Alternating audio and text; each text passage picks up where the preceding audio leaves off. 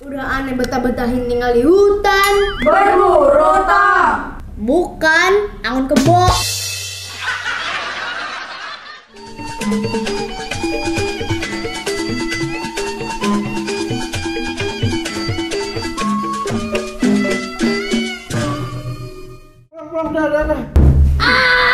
Aduh.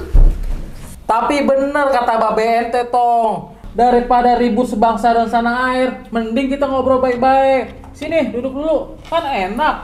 Emang masalahnya apa? Ini Babe ente punya utang 271 triliun. Udah 3 bulan nunggak, kagak bayar-bayar. Emang bener, Be? Iya, bener tong. Buat apaan, Be? Perasaan kita hidup kayak gini aja udah gak apa-apa, Be. Buat kulakan kopi di Grand Indonesia tong, sama judi online. Malu-maluin, Be. Penonton! Enaknya kita apain ya nih orang? Astagfirullahaladzim. Bebe, udah capek-capek aneh berguru buat jadi jawara. Bukannya ente doain anaknya malah main judi.